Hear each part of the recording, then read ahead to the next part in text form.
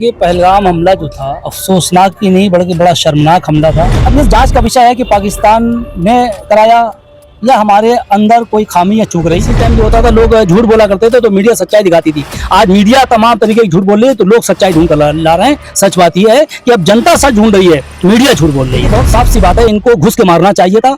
जिस तरीके से इंदिरा गांधी ने करा था कि पाकिस्तान का टुकड़े करके बांग्लादेश बनवा दिया था, इसी तरीके से इनको टुकड़े करके बलूचिस्तान बनवा देना चाहिए। आप तो युद्ध करता नहीं, और जब करा था तो फिर आर पार की लड़ाई लड़ गए थे। आम पब्लिक चैनल में मैं आफाक अहमद मंसूरी आपका स्वागत करता हूं। आज हम आपको मिलवाएंगे लखनऊ के वरिष्ठ पत्रकार आमिर साबरी जी से, जो कि राष्ट्रीय लोक दल के नेता भी हैं, जो कि बीजेपी से की सहयोगी पार्टी है। आमिर साबरी जी, हम आपसे जानना चाह रहे हैं कि अभी हाल ही में जो है पहलगाम आतंकी जो हमला हुआ था उसमें तकरीबन 26 लोग मारे गए अपने हिंदुस्तानी, और उसके लिए काफ़ी पाकिस्तान पे जिस तरीके से कारनामा सामने आया और फिर उसके खिलाफ प्रदर्शन भी किया हिंदुस्तानियों ने। और फिर जो है वहाँ के जो कश्मीर में जो लोग गए थे वहाँ पे घूमने, उन लोगों ने बताया, जिस तरीके से बात आ रही थी कि धर्म देख करके और जाति को लेकर के जो है वहाँ पे जितने लोगों को मारा गया। लेकिन फिर वहाँ के लोगों ने जो गए थे वहाँ पे बताया कि किस तरीके से कश्मीरियों ने साथ दिया, सपोर्ट दिया।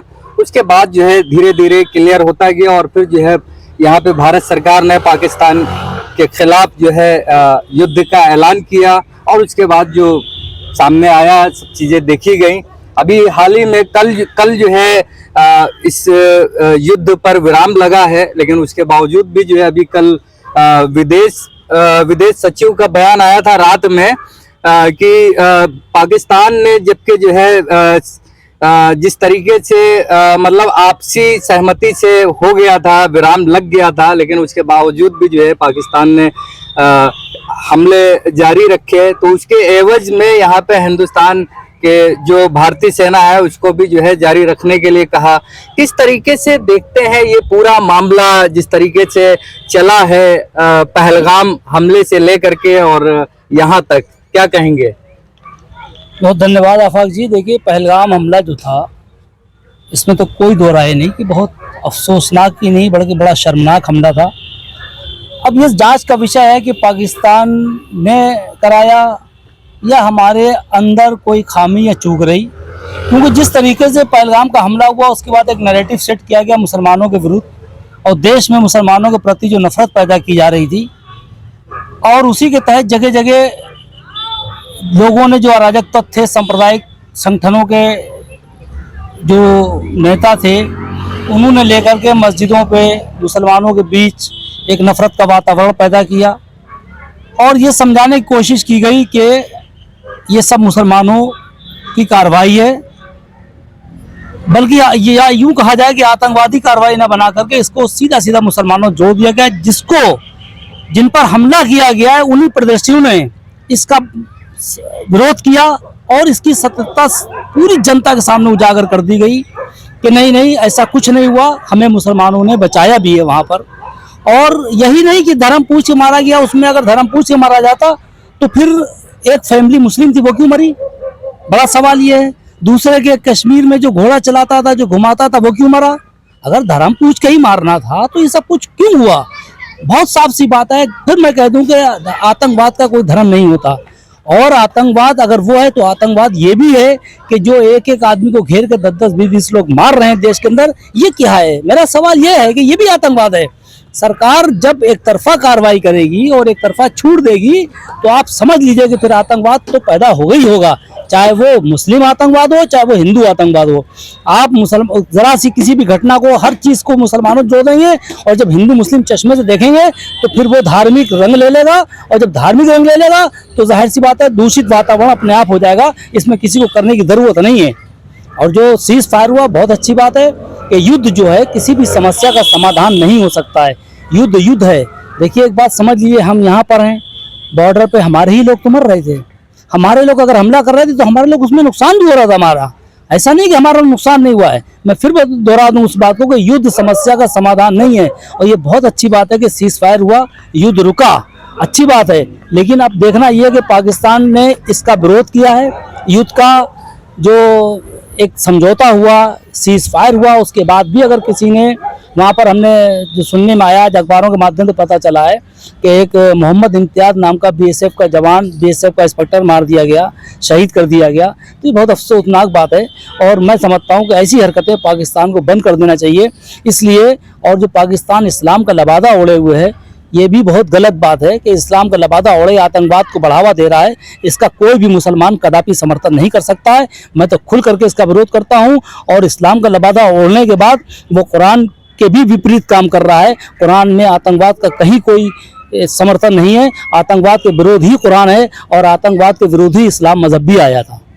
भारत की मीडिया के बारे में जिस तरीके से बात आई है कि अभी 2-3 दिन पहले से जिस तरीके से दिखा रही थी मीडिया, इतना ज़्यादा वहाँ पे जो युद्ध हो रहा था उसके बारे में वीडियो भी, विजुअल भी चलाया, और कहीं ना कहीं पाकिस्तान के कुछ हिस्से पे इन्होंने कब्जा कराने की भी बात कही भारतीय मीडिया ने।